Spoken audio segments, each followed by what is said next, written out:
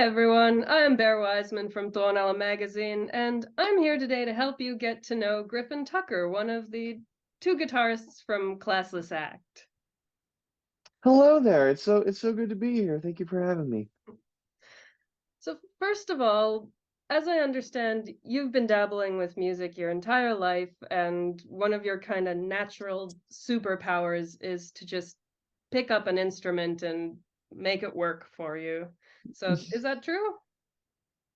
I do play a lot of different instruments. Guitar wasn't my first. I actually started on drums. But I have what's called perfect pitch, which basically it's like how people see color and you immediately know it's a color. That's like me with notes, and chords and such. So that definitely helps with like picking up instruments and at least like finding where notes are. Maybe not like exactly how to do the technicality part. Like I'm not necessarily like a horn player or anything like that. But especially if it's like strings, like even if it's a violin, I can kind of like fiddle my way, if you will, fiddle my way through it all. Um, yeah, I mean, I just love music so much that I naturally want to learn as much as I can about instruments. Have you ever come across an instrument that's like totally stumped you? Or Brass instruments, I can't for the life of me get that buzz that you're supposed to get with with your mouth to play like trumpet or French horn or whatever. I could never get the hang of that. is there an instrument that you haven't learned to play that you'd really love to learn? Ooh, any of those orchestral instruments, and I'd love to get better at violin. Just because like I love bands like ELO. Actually, my first introduction to music was actually classical music when I was really sick in the hospital when I was like 6 months old. I had to like have tubes down my throat and like a bunch of gross stuff. But the only thing that would calm me down was listening to classical music. So I'd Interesting. love to at least, if not like incorporate it into the music that I am doing, nowadays. I just love to get a better understanding of how all that stuff works. So have you ever had any music lessons specific to one instrument or singing, for example? I have, especially for singing, but I did have like maybe a few months of drums and guitar. But I'm mostly self-taught on all of the hand instruments. But it definitely took me, especially when my voice changed, it took me a very long time to get it to a condition where I was comfortable enough using it to sing my own songs and to sing other people's songs. So I've definitely had some lessons. So with that in mind, you said you started on the drums. How did you end up as a lead guitarist as opposed to a drummer or a singer or a pianist or whatever?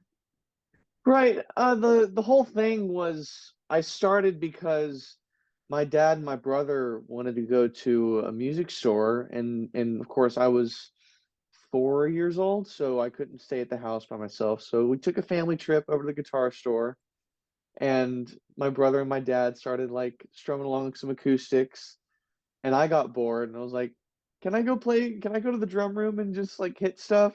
And mom was like, "Sure," you know. Um, that's how it all started, and then that turned into like watching the Beatles and the Ed Sullivan Show on a DVD that I had, and I was just like, I want to do that. That looks fun. And so I started with drums, and I'm like, I want to do what those other guys are doing. So then it became piano and guitar and all that stuff. So it's really just it really came from a desire to recreate the sounds that I was hearing, and then later on down the line, then I started to want to create with those same instruments. Now, I've also read that you're quite an introvert. So is it nice to kind of sit back and let Derek kind of be the frontline guy, or do you also find that same sort of energy from being up there? It's interesting because as much as I like being myself on stage, it's definitely a performance. If I'm gonna get 45 minutes to spend with people that I may not see for months or maybe even years, then I want to give it everything that I possibly have. Um, so that's a lot of just like moving around and really just like if it's not like focusing on my playing, it's like really engaging the audience, but I also want to like really focus in on the technicality and making sure that all that stuff is as great as it can be so that that leaves a lasting impression on whoever I only see for that 45 minutes. But I think that case is also the same for Derek. As much as he is like that maniac that he presents himself as, he is also like a human being, maybe more behind closed doors than I am. He's just he just I don't know. I think he just feels more comfortable just being more in your face and being the center of attention. And he's great at being that person. I definitely am just like in more of my personal life and just as a person off stage, I am more of an introvert. But I do like to perform when I am on stage. Do you find that tour life really strenuous being on the road all the time, or is there something energizing about it as well? It's a difficult question because there's so much that comes along with touring. Um, we started touring when I was, gosh, it would have been March of last year, so I would have been 20, I think. And I had just like started living in California. I lived in Texas for 19 years, like with my parents, and I had never really had an experience where I was away from them and also taking care of myself. I've always been in this environment of like everyone takes care of each other so that we all care for each other instead of like always focusing on ourselves. But of course, being on the road, as much as we are a family and we have to like be there for each other, we also have to like, just kind of be there for ourselves and really, just like just being adults, which is something that I wasn't exactly used to. But being in the van, and I'm really, really fortunate to have such a great group of guys to share the experience with. But it was very different. But I don't think I would have even contemplated doing something like that if I wasn't playing music every night and getting to see the other side of the music conversation where it starts with just, writing a song and like trying to connect with yourself, trying to understand more things about yourself and write that down. And then the other part is like giving that to somebody else and hopefully it strikes a chord or it connects with them. And it's harder to feel that connection when it's all social media based. But when we get to go across the country and see all these different people that I still can't believe love our music as much as they do. It's crazy to see people connect in a very real way to the things that we're singing about and the things that that we're touching on. So the touring thing, it's all very worth it. It's very different, but I do love doing it. Incredible. Now, I was looking you up online, of course, getting all the backstory, and I found these videos of you on American Idol when you were 15, with fully like Lionel Richie saying he was afraid of your potential and everything. So, what was that experience like? Because, you hear all the like weird stories about how hard it is to get on there and how strenuous it is. So, what was that like? I was very lucky with that whole experience because it sort of just came out of thin air. Um, on both The Voice and American Idol, the teams that like scout the talent or like, curate whoever like gets on the show, they scouted me out because I think it was some video. I think I was like doing a guitar competition and like I won the competition, so they saw that video and thought that, that they invite me on the show. And it was a really, really cool experience. I'm very fortunate that I didn't have to go through the million, practically millions of like auditions and callbacks that most people, have to go through and waiting in line and such. I just feel very fortunate to do that. But you know, it's very much they're TV shows, and they're very much like controlled in that way, so that everything fits the narrative. The season goes on for how long and all that stuff. But at the same time, getting to meet legends like Lionel Richie, Katy Perry, Luke Bryan, Adam Levine, Gwen Stefani, Blake Shelton, and Alicia Keys. It was amazing to be in the company of such great minds and people who have been in the business for such a long time and working at their craft and knowing what industry people like and don't like. It was very interesting to just kind of like put my, this naive, just so naive to all of that stuff that they know, and to get up there and just like play some songs or play piano, and to hear what they have to say. It was a very valuable experience, because there was so much more that didn't get to air of stuff of advice that they gave me. Um, like Luke was talking to me about like branding, and of course he said it in a very Luke Bryan way. He said, "You need to pick a horse. You need to figure out what your thing is." Um, but it was very cool to hear what they had to say about like they were initially hesitant on giving me like a golden ticket on Idol. Um, but as I brought out different kinds of songs and kind of showed that variety, or that versatility that I try to have, and also that I have in my influences of artists that I love. It was interesting kind of like seeing that play out in real time instead of watching it happen to somebody else. It was an awesome experience. Very cool. Well, with that in mind, I was going to ask this a bit later, but uh, do you have any like artists or songs like in your favorite tracks that people would find surprising? That, like just as an example, I'm a metal journalist, so people find it crazy that I love country music. So do you have anything like that? One of the bands that always gets a chuckle whenever I bring it up is ABBA. I cannot get enough of ABBA.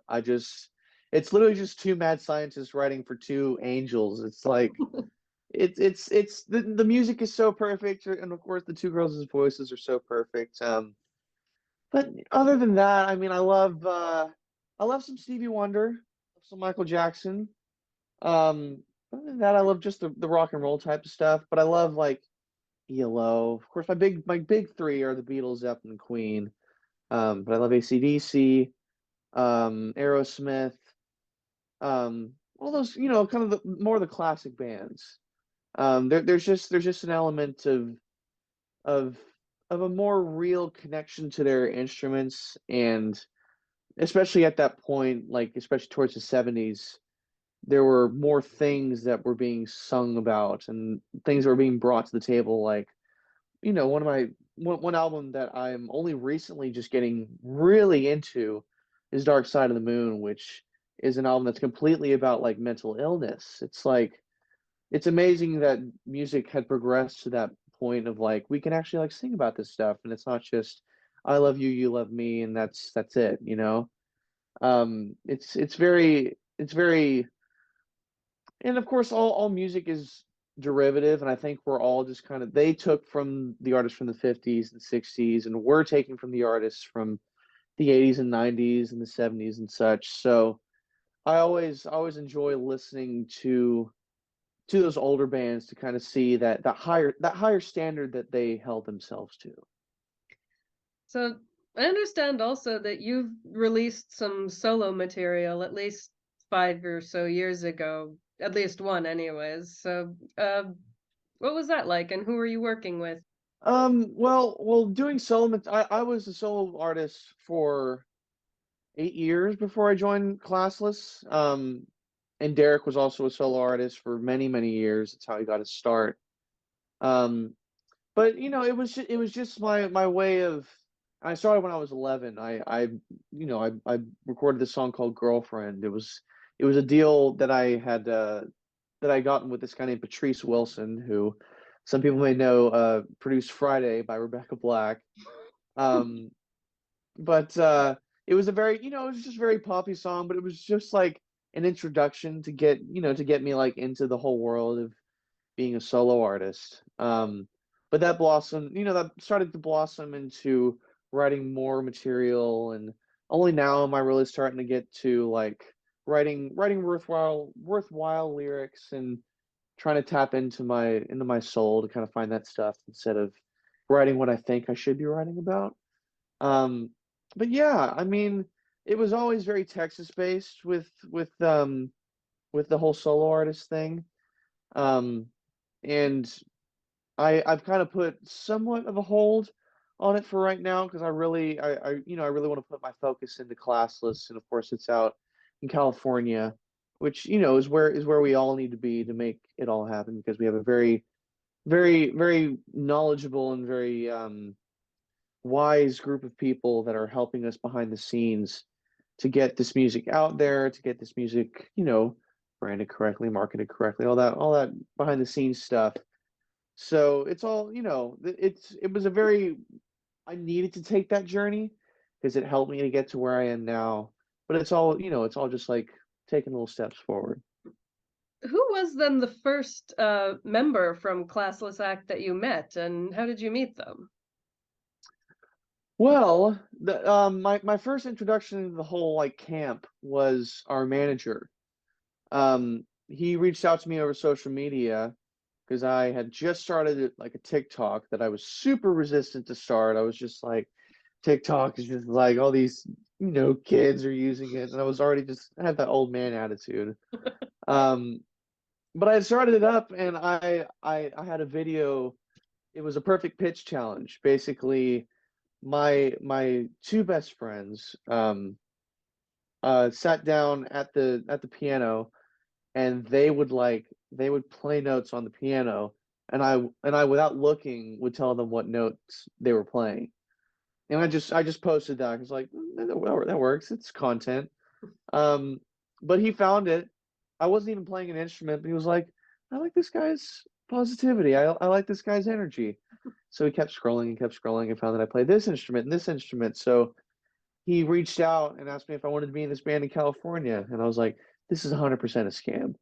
But of course, I read into, his bio and of course his history, and he's a very knowledgeable guy in the industry and a very well-known person in those circles. And I decided that I would just give it a shot. So he was my first the first person to like open the door and be like, do you want to try this out? Um, but yeah, I remember we all had a first. I had my first audition with all four of the other guys, and from what they've said, I mean, the whole thing was like they were looking for guitarists, and the whole album was practically written and recorded by that point, mainly waiting to be mastered.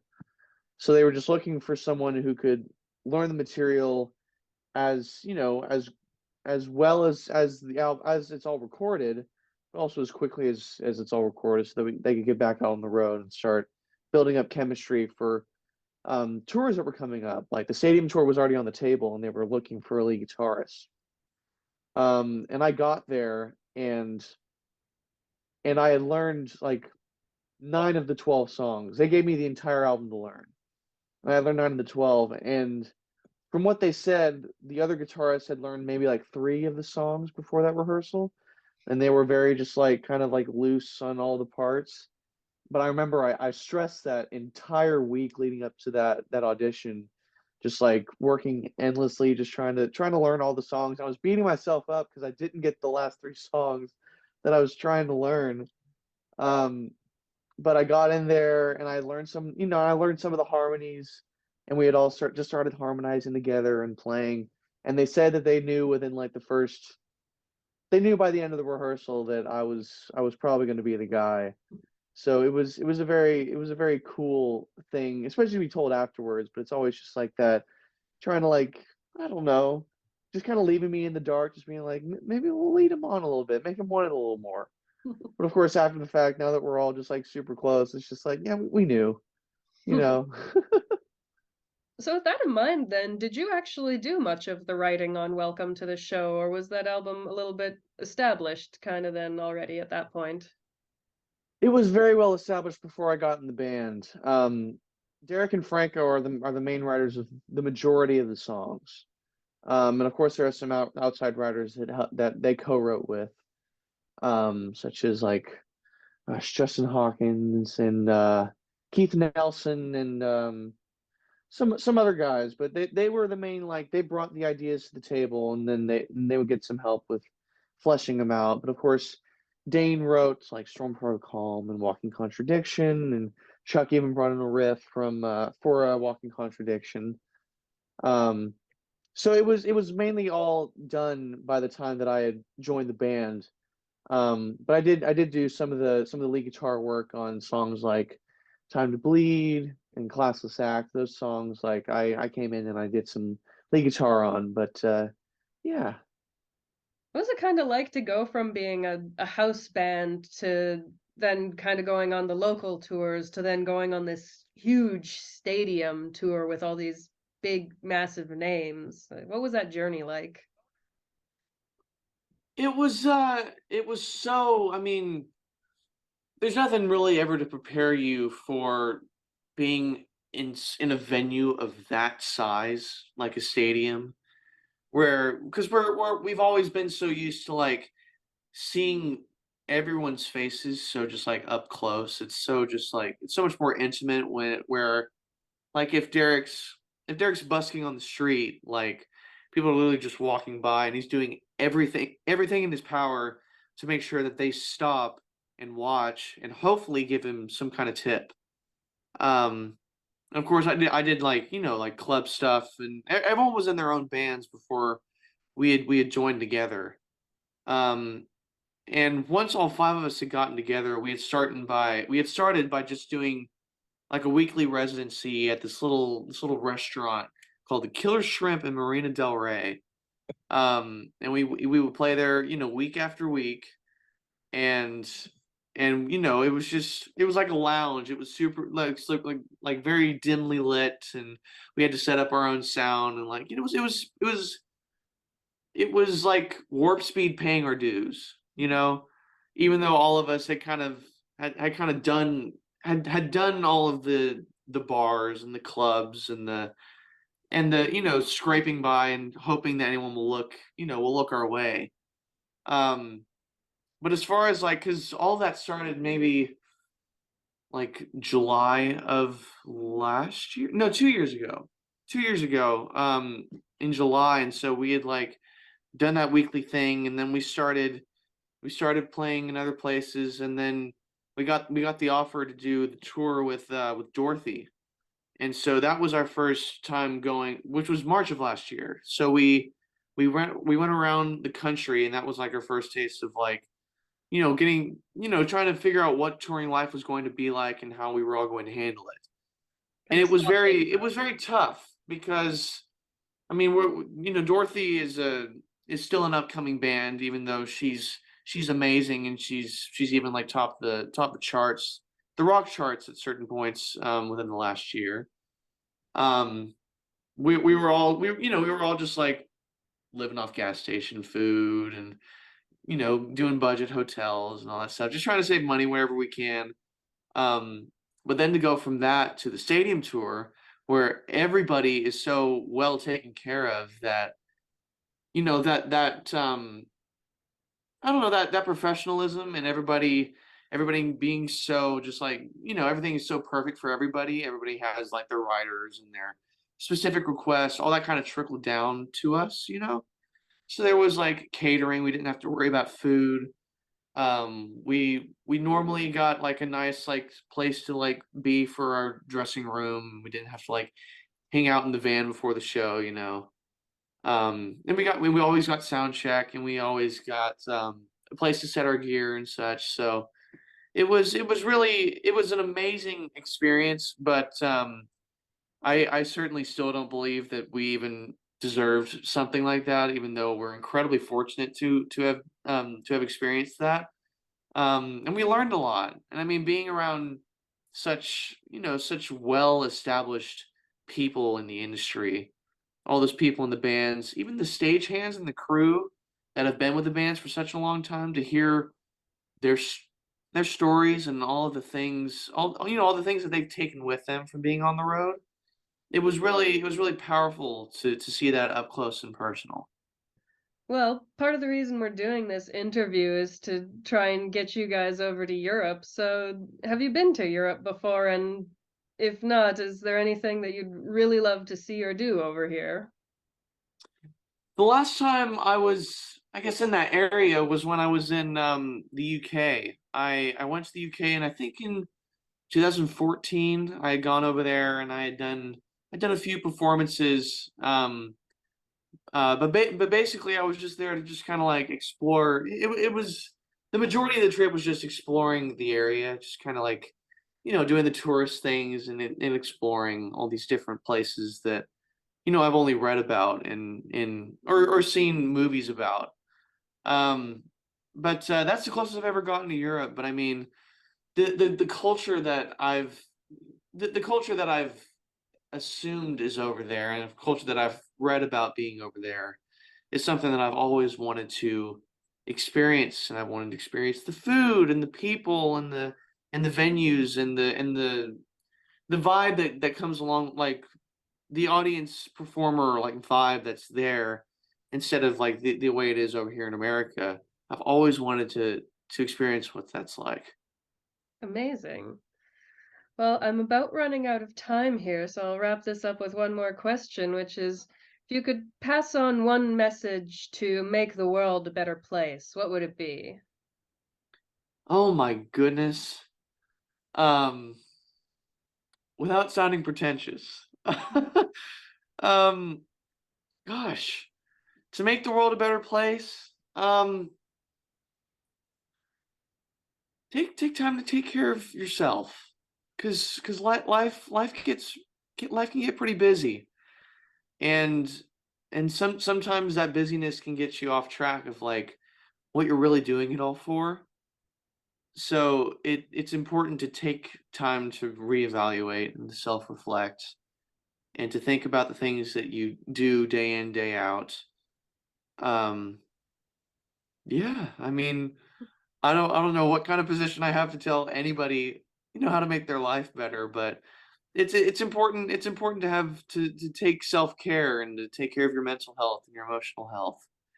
And do things because you love doing them, not because you feel obligated to do them.